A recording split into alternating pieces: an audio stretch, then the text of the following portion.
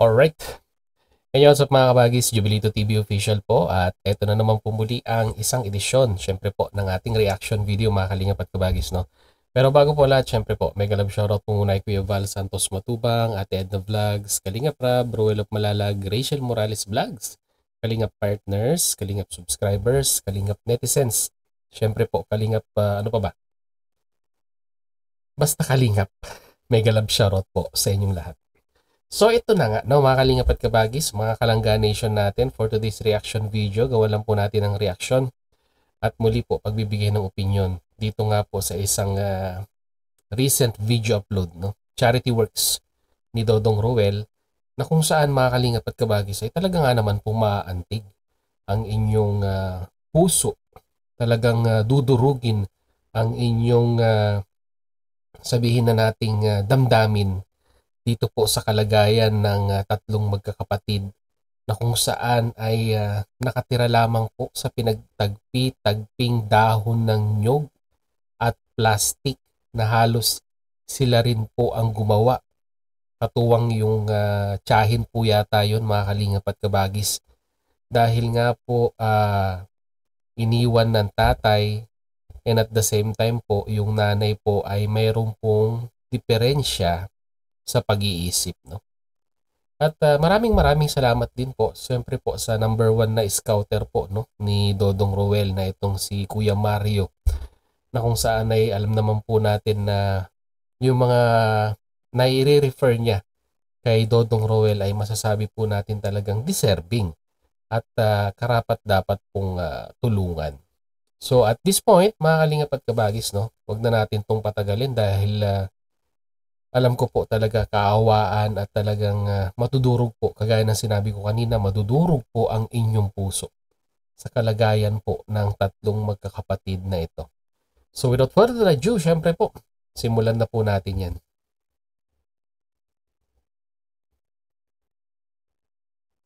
So ngayon, wag na lang natin ungkatin kung yung ano mga status nila noon, dahil kung uungkatin mo talaga napaka mahirap talaga dahil iba yung pinagdaanan nila. So ngayon Kuya Mario, medyo na lang natin ngayon na kung ano man yung hinaharap nila ngayon, yun at lang, kasi kung ano sa kasalukuyan. Kasi kung uungkatin natin yung dati noon, baka magkapulisan tayo o ganun, dahil nga pero Siyempre Kuya, bakit naman nasabi ni Tatay Mario na baka magkapulisan? Ganun ba kasensitibo yung nakaraan nung pamilya nito? At sabi nga wag nang uungkatin yung nakaraan. Okay, anyhow, wala naman pong issue dyan. Ang importante naman dito is yung pagtulong, no? Yung makatulong po tayo sa mga nangangailangan. Lalong-lalo na po itong tatlong magkakapatid na ito. So pagpatuloy po natin.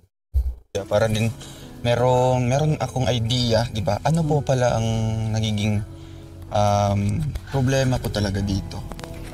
Ang problema dito, wala talaga silang matirhan, walang makain dahil yung kanyang magulang, yung kanyang ina ay hindi kuwan yung pag-iisip lang. Okay. So wala po sa tamang pag-iisip. So which means po, hindi niya kayang tugunan yung pang-araw-araw na mga pangangailangan ng kanyang mga anak. Dahil nga po, ayun nga po, kagaya nga po ng sinabi ni Kuya Mario, may problema sa pag-iisip. Kaya pinabayaan na yan dyan. At kung tatanungin mo naman yung mga magulang niyan, yung mga ama. Kaya marami. Isa't isa yung...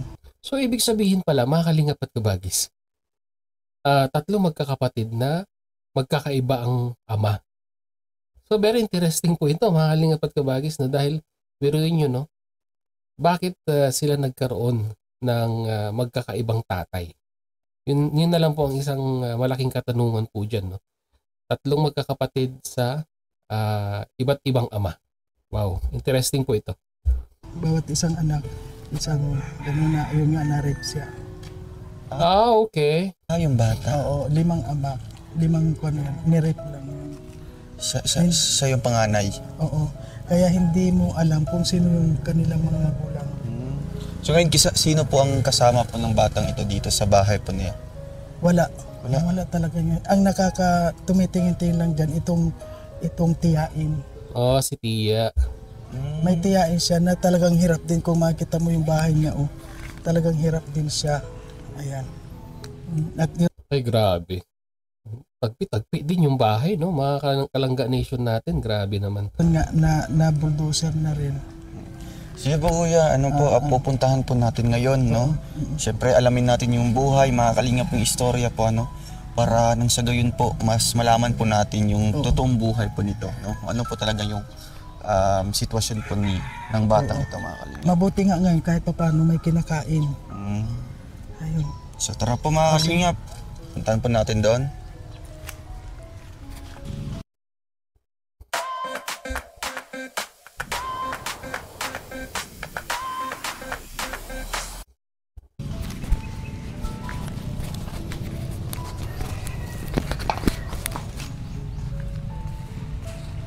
So ayun mga kalingap. Eh, grabe, no? Mga Kalangga Nation natin.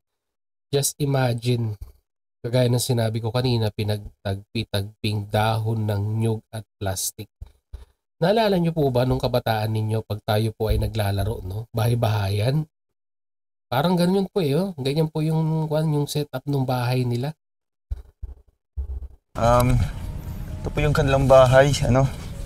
Dito po sila natutulog. Hello po. Ay, grabe. Kumusta? Ako si Ruel, ano, kasamahan ni Kuya Mario. So, pwede kang sino kasama niyo dito? Ito yung bahay niyo? Opo. Kami lang po tatlo. Tatlo lang kayo.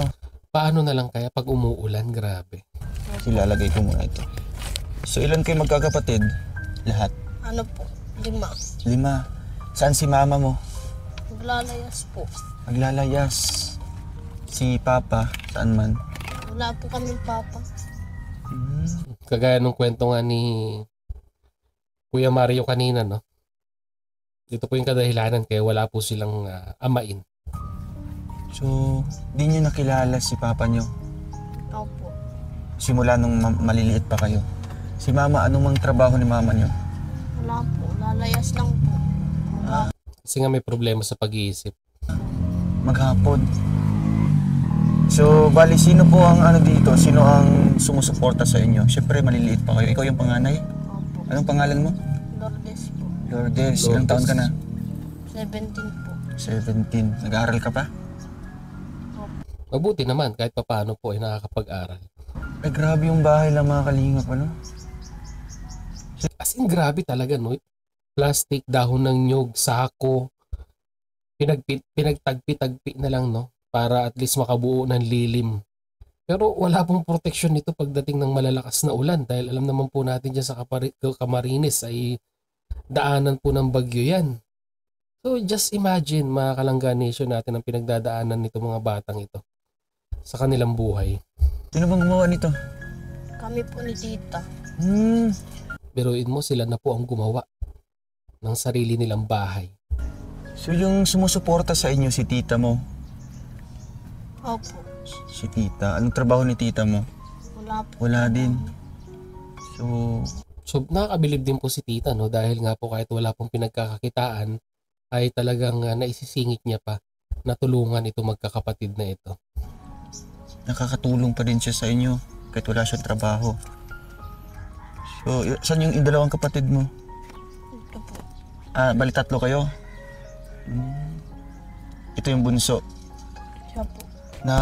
Kilala ka pala ni Kuya Mario dito? Kilala mo si Kuya Mario? Opo. Ito?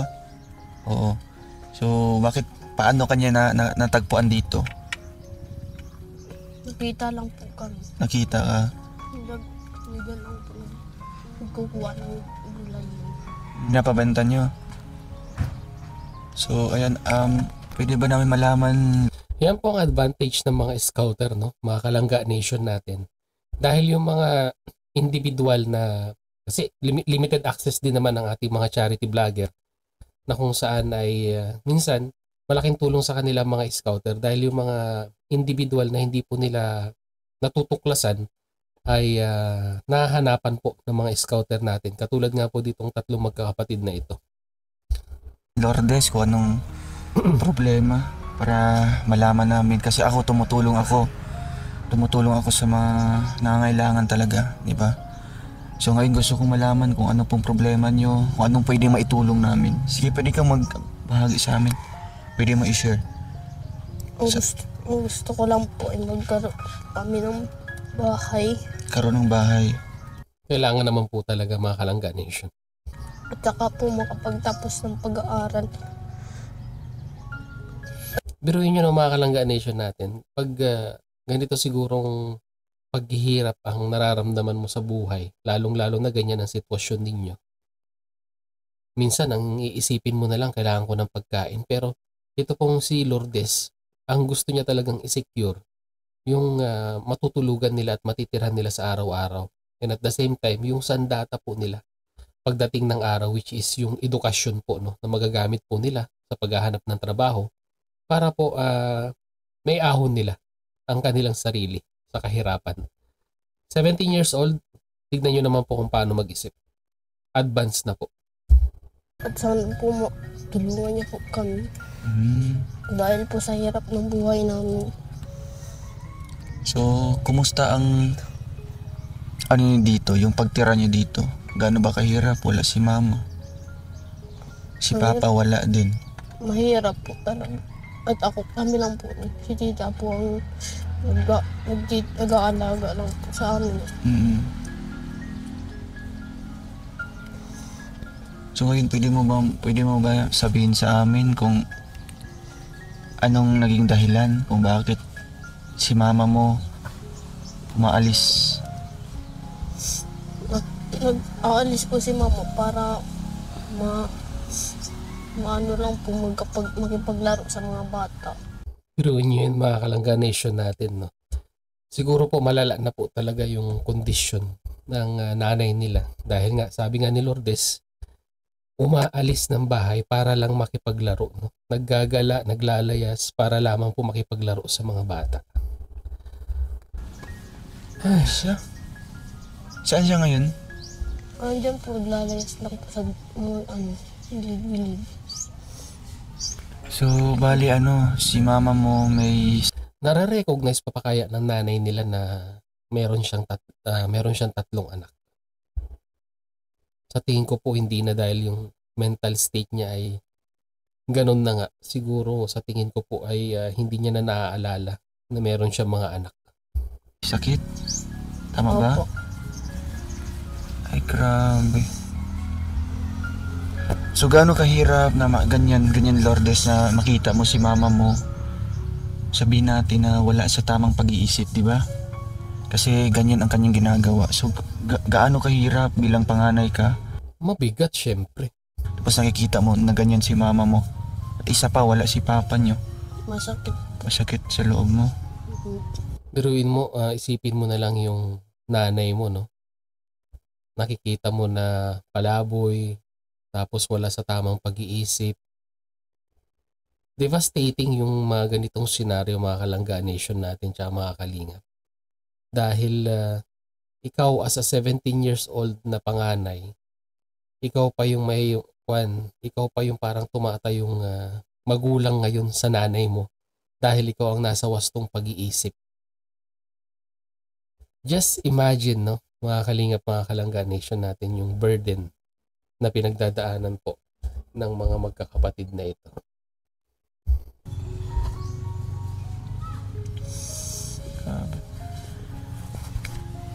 So yung araw-araw nyo, kumusta naman yung buhay nyo dito? Kayo lang magkakapatid? Ayos naman po. Okay naman. Kakapagtinda pa po ako. Anong tinitinda mong gulay? Pako po. Yung pako. Parang related siya, Kalangga Nation natin, kay Erica, no? Si Erica nagtitinda ng dahon ng gabi para may maitulong sa kanyang mga magulang. Pero at least yung mga magulang niya po ay kaya rin pong maghanap buhay. Kumbaga tulungan. Pero dito po kila Lourdes ay grabe naman po. Talagang siya na po talaga ang tumatayong ama, ina sa kanyang nanay at sa kanyang mga kapatid. Sa ngayon, hindi ka kumukuha ngayon. Opo. Grabe, walang kagamit-gamit mga kalinga po. Simpleng lamesa lang. Oh. Talagang dito kayo natutulog. Paano kung umuulan? Saan kayo lumilipat? Dito lang. Ay, Di ba? Paano na lang pag umuulan? Magsisiksikan na lang sila sa isang lugar na walang tulo. Siyempre malamig. Grabe, yun may Paano na lang pag malakas yung hangin? tubig silang 1 galon mga kalingap. Yan lang. Yan lang ang laman ng lamesa. Isang galong tubig na katabi kaldero. Tapos, that's it. Yung sa bandang sulok hindi ko po makita eh. Pero kung, ayan na ang kanilang kabuhayan. Diyan na po sila nabubuhay. Si mama mo saan umuwi? Dito din? Dito din? Oh, O kahit sa ibang bahay? minsan po dito. Dito minsan? Tapos minsan po sa mga ibang bahay. So, Sa 3 pa lang parang masikip na eh. Paano na lang sa 4? wala bang ibang tumulong sa inyo na magiging ano kayo? Yung mabigyan kayo ng ibang pagkain, ganyan? Wala man? Si tita mo lang? Grabe. Hirap po ng buhay nila, no? Ito po mga kalingap na talagang aramdam natin yung kahirapan talaga sa magkapatid na ito, no?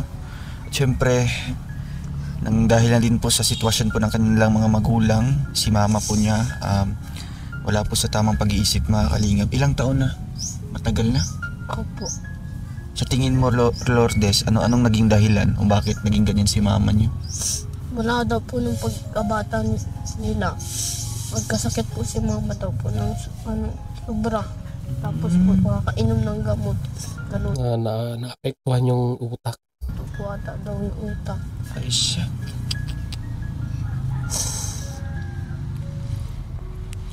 Alam niyo mga Kalangga Nation natin, yung mga simpleng sakit na akala po natin ay normal lamang po, no? Pag napapabayaan tapos yan, siguro po nangyari po sa kanya mga magulang, no?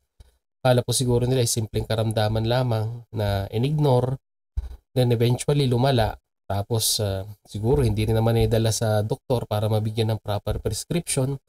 Kung ano na lang po yung available na gamot ay yun na lamang po ang iniinom. Kaya dito po minsan nagkakaproblema. At yan po ang disadvantages ng pag tayo po ay nagkakasakit na hindi po tayo talaga nagpapatingin sa espesyalista.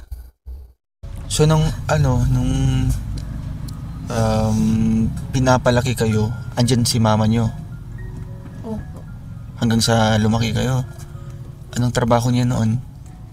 Wala rin po. Wala rin. So grabe, ano nga kalingap, 17 years old po. Sinining, ilang taon na yun kapatid mo isa?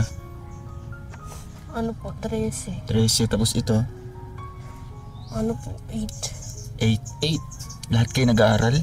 Opo. Grabe. Sinong tumutulong sa inyong pag-aaral? Tita lang po. Si tita, binibigyan kayo ng baon. Minsan po wala po kami pambaon. Minsan walang pambaon. Sino nagluluto ng pang-umagahan nyo? Ikaw lang. Kami po, tulong po kami ni kapatid.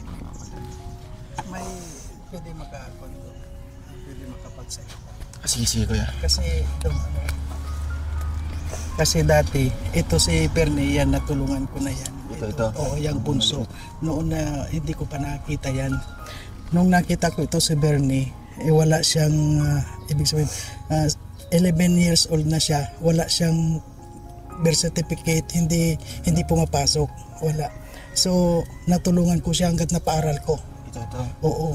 Kaya ngayon nag-aaral yan dahil lang sa akin. Ay, grabe. Kaya ngayon, nung nakita ko, pag bakasyon ko bumalik ako dito, nakita ko na siya. Sabi ko hindi ko na, sabi ko hindi ko na ito kaya. Kaya nga, noon pa sinabi ko na sa'yo na ganun. Kaya ayun, ngayon lang ko nakita sila. So ayun po mga kalingap. Yan po pala yung istorya mga kalingap na ito pong bunsong kapatid po ni Lourdes ay inaalagaan na po ni Kuya Mario, no? Ikaw hanggang ngayon sinusuportahan mo sa pag-aaral? Oo. Nung napaaral ko siya, medyo parang pumunta ako doon sa Kalibo. Pumunta ako Sa doon. Aklan, oo. Sa Aklan, pumunta ako doon. Nahinto ba? Hindi, dire-diretso siya. Dire-diretso pa rin. Hanggang ngayon nag-umaaral na siya. Umalis ako, kompleto na siya lahat, nag-aaral na siya lahat ng papeles niya, kompleto na. Ay, grabe. So, ayun po. Thank you kay Kuya Mario, mga kalingap. Hindi pala alam ni Kuya Mario na ganito pala yung sitwasyon po ng buhay po ni, ano pa ito? Bernie. Bernie. Bernie pangalan mo? Ilan taon ka na? May ilan taon ka na? 8? Nahiya. 8 ka na? 11. 11. Anong grade ka na? Ay magsalita. Hindi marunong magsalita kasi ito yung mga yan, hindi rin nagsasalita. Grabe, mga kalingap. So, ayan. Lourdes, anong pangarap mo paglaki? Anong gusto mong maging? Maging ano po, teacher. Teacher. Teacher. Mm. So, para sa iyo, Lourdes, gaano ka-importante yung pag-aaral? Napaka-importante para sa inyo, Opo. no? So, nung umuwi si mama niyo dito, nakakausap niyo ba? O hindi? Nakakausap man. Pero yung mga sinasabi niya, ano naman yung tawag dito, yung nasa tama naman. Or minsan, medyo yung bata yung pag-iisip, kanyan ba? So, hindi ba napatingnan yun sa sa doktor noon? Napatingnan daw po. Tapos, anong nangyari? Hindi na daw po talaga gagawin. Nakita mo yung mama niya, kuya? Walang pera. Hindi mo rin makakausap. Hindi makakausap. Grabe, mga kalingap. So ngayon Lourdes, paano mo kinakaya? Siyempre ikaw yung panganay. At ikaw yung nag-iisip, 'di ba? Kinabukasan anong kakainin namin, 'di ba? Paano mo itataguyod 'tong mga kapatid mo? Gaano ba kahirap sa iyo, Lourdes? Siyempre nag-aaral ka pa. Anong grade ka na? Grade 6. Grade 6. 17 years old, grade 6. Parang masyado nang malayo, no? Siguro po ay hindi tuloy-tuloy ang pag-aaral ni Lourdes. Kasi 17 years old, grade 6. Supposed to be dapat kwan na siya. Junior high school na siya. Mahirap ba sa'yo? Opo. Sobra pong hirap. Ayun po mga kalingap, no? So, ito po ang naging bunga po mga kalingap ng buhay po, no, nila Lourdes. Yung mama po niya ay ganyan po, may sakit po mga kalingap. Si papa nyo, tawag dito, hindi nyo nakikita simula ng bata pa kayo? Hindi po. Wala na po kaming namulatan ng amo. Wala na. Wala po. So yun ang mga kalingap at kabagis, no? Talaga nga naman masasabi natin na isang kaso ng pamilyang pinagkaitan ng magandang kinabukasan. Unang-una po sa lahat, yung magulang ay may problema sa pag-iisip.